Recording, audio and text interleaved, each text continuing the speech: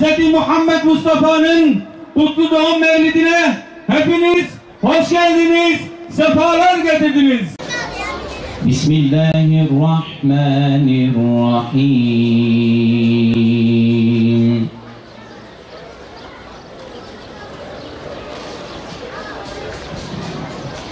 لقد صدق الله رسوله الرؤيا بالحق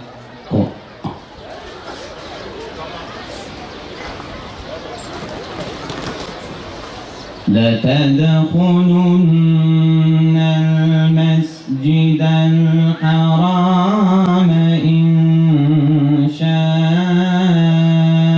الله آمين صدق الله العظيم سبحان ربك رب العزة عما يصفون وسلام على المرسلين وآلهم والحمد لله رب العالمين الفاتحة. Ve aşkıyla, muhabbetiyle yollara düştüğü Muhammedi sevdadan bahsedeceğiz inşallah. Allahu Ekber! Allahu Ekber! Hz. Muhammed Aleyhisselatü Vesselam'ı tanıyıp yolunda gidenlere, onun hidayetiyle hidayet bulanlara selam olsun. Onu tanımayanlara, onun hidayetiyle hidayet bulamayanlara ise veil olsun. Hz. Muhammed'in nuru kainatın hem özü hem mayasıdır. İnsanlığın ulaştığı en yüce değerler onun eseridir. Hak ve adaletin, özgürlük ve kurtuluşun mimarı odur. Esselatu aleyk ve selamu aleyk. Esselatu aleyk ve selam.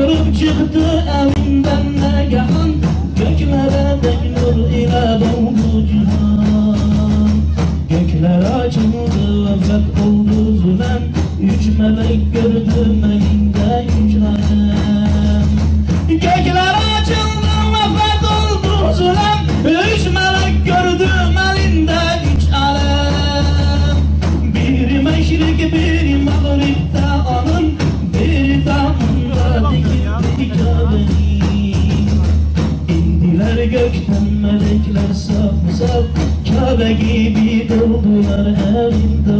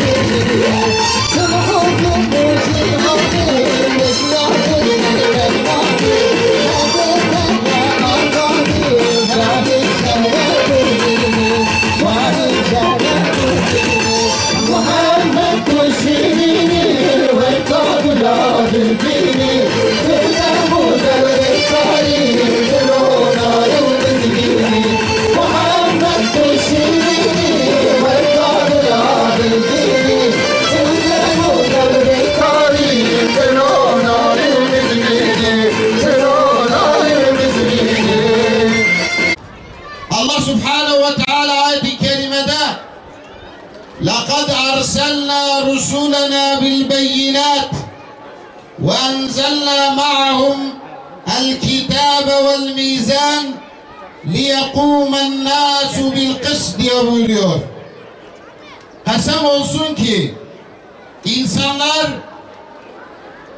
adaleti ayakta tutup kaim etmek için biz onlara peygamberleri apaçık ayetlerle gönderdik ve o peygamberlerle beraber kitap ve mizanı indirdik.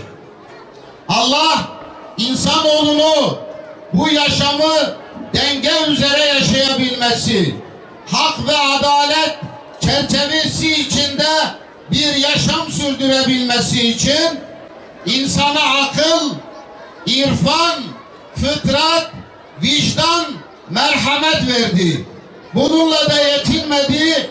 İnsana doğru yolu göstermek ve doğru yolu yaşayıp güzel örneklikler teşkil etmek üzere peygamberler gönderdi. Peygamberler beraber kitabı indirdi. Güç ve kuvvet verdi peygamberlere.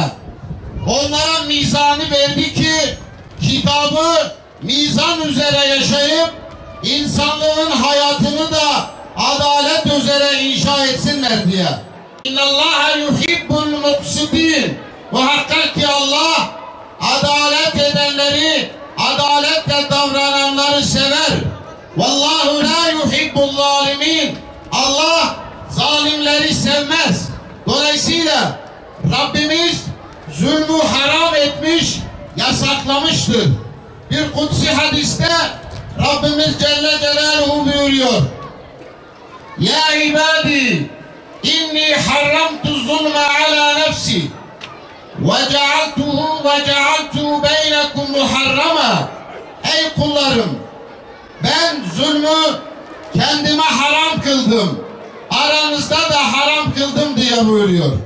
Allah insanoğluna zulmü haram kıldığı gibi zulmden uzak durup hak ve adalet üzere bir yaşamı ondan talep etmiştir. Onun için insan kendi hayatını onun çizmiş olduğu çizgi ve hudut içerisinde yaşamak zorundadır.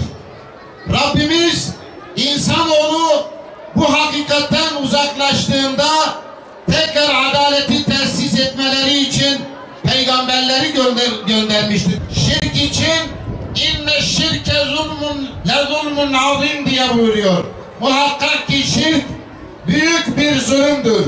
Evvela Allah Resulü Muhammed Aleyhisselatu Vesselam zulüm olan şirkle mücadele etti.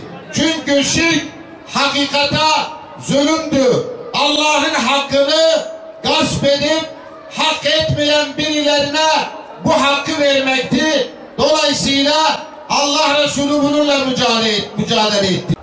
Yaşam hakları elinden alınan bebek, yani kız çocukların hayat hakkını sağlamak üzere bu hakkı gasp edenlerle mücadele etti.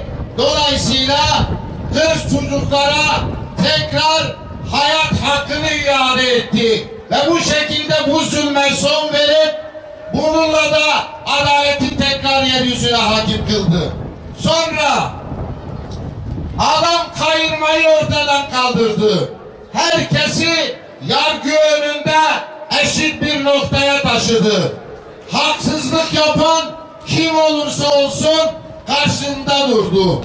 Mekke'de mazlumun hakkına el koyan, mazlumun hakkını gasp eden Ebu Cehillere meydan okudu. Mazlumun hakkını ondan aldı ve şirkin belini, zulmün belini kırdı bu şekilde. Şüphesiz onun bırakmış olduğu bu mirasın gölgesinde bir araya gelmek ve tekrar hak ve adalet üzere bir toplumu inşa etmektir. Çünkü bugün dünyanın her tarafında var olan olumsuzlukların ana temelinde haksızlık ve adaletsizlik yatıyor. Yönetimlerin, idarecilerin yapmış oldukları zulüm ve haksız uygulamaları sonucunda dünya yaşanmaz bir hale geldi. Özellikle de coğrafyamız, yani İslam coğrafyası adalet ve hakkaniyetten, yani Allah Resulü Aleyhisselatü Vesselam'ın örnekliğinden, önderliğinden uzaklaştığında bir cehennem diyarına dönüştü. Bir kan deryasına dönüştü. Dolayısıyla her birimizin bunu düşünüp tekrar bizi biz yapacak, bizi tekrar diriltecek, bu toplumda ve bu coğrafyada tekrar hak ve adalet üzere bir hayat ve bir medeniyet kurmak için Allah Resulüne dönmemiz gerektiğinin bilincine varmak zorundayız. Bundan başka bir imkanımız, bundan başka bir fırsatımız, bundan başka bir çaremiz yoktur. Bakınız, Türküyle, Arabıyla, bütün renk ve dilleriyle bu coğrafya 1000 küsur yıl bu hak ve adalet şiarları üzerine bugüne geldi. Ama ne yazık ki son 100 yıldır ya da 100 küsur yıldır bu coğrafya mayasından, özünden uzaklaştırılmaya başlandı. Birileri bu imkanları elimizden almak, bizi esir almak, bize diz çöktürmek için sahip olduğumuz değerlerimizi ellerimizden almaya çalıştı. Ve böyle olunca bu coğrafya insanlığa medeniyet sunan bu coğrafyanın insanı ne yazık ki parçalandı, birbirine düşman kesildi ve hayatı yaşanmaz bir noktaya geldi. Bu coğrafyanın insanı adalet ve hakkı başka yerde aramamalı. Çünkü hak ve adalet İslam'dır. Allah Tebareke ve Teala'nın buyurduklarıdır. Kur'an'dır, tevhiddir, Allah Resulü'nün yaşadıklarıdır. Çünkü bu din hak ve adaletin bütün ilkelerini getirmiş ve garanti altına almıştır. Bu dinin şaşmaz bir ilkesi kim olursa olsun ona adaletle davranmayı emrediyor. Bakınız Rabbimiz zalime meyletmeyi haram kılan bir dindir. Ve zalime meyli cezalandıracağını beyan etmiştir. Rabbimiz وَلَا تَرْكَنُوا اِلَى الَّذ۪ينَ ظَلَمُوا فَتَمَسَّكُمُ النَّارِ diye buyuruyor. Zalimlere zulme meyletmeyiniz, yoksa ateş sizi yakar diye buyuruyor. O zaman bu coğrafyanın insanı şunu çok iyi bilmeli: İslam dışında, Kur'an'ı çerçeve dışında, Allah Resulü'nün beyan ettiği, söylediği ve yaşadığı şeyler dışında olan her şey zulümdür, haksızlıktır, insanoğlunu felakete götüren şeylerdir. Allah zalimleri onun sınırını aşanlar olarak beyan ediyor. Diyor ki وَمَنْ يَتَعَدَّ حُدُودَ اللّٰهِ فَاُولَٰئِكَ هُمُ الظَّالِمُونَ. Her kim Allah'ın hududunu aşarsa işte o zalimlerin ta kendisidir. Öyleyse bizler hak ve adaletin İslam olduğunu, Kur'an'ın gölgesinde olduğunun şuuruna varmak zorundayız. Onun için biz tekrar Kur'an'ın etrafında, Allah Resulü'nün önderliğinde toplanmak, birleşmek, omuz omuza vermek, bütün renklerimizi, bütün dillerimizi Allah'ın birer ayeti kabul edip bu şekilde birbirimize sarılıp bu coğrafyaya tekrar hakkın aydınlığını, adaleti getirmek üzere çaba göstermek zorundayız.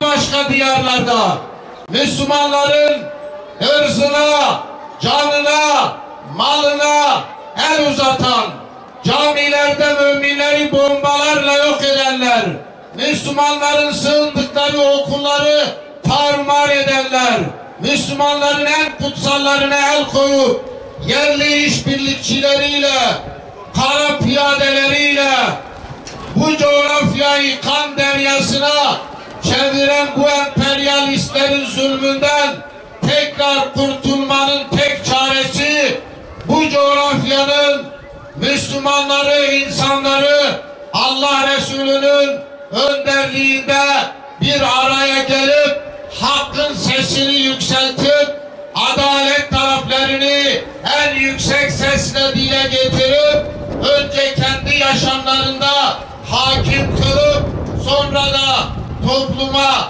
hakim kılmak için bir an önce mücadeleye başlamalarıyla mümkündür. Kur'an'e Kitabım ve Kur'an'e Riyadi Nujiyane Khelasiya imane Khelasiya insane İllallah illallah La ilahe illallah Muhammed Muhammed Muhammed Resulullah İllallah illallah La ilahe illallah Muhammed Muhammed Muhammed Resulullah. Ses verelim dünyaya, eller kalksın havaya. Ses verelim dünyaya, aşkınla ya Muhammed. Yolundayız yolunda, la ilahe illallah Muhammed Resulullah. La ilahe illallah Muhammed Habibullah. La ilahe illallah Muhammed Resulullah.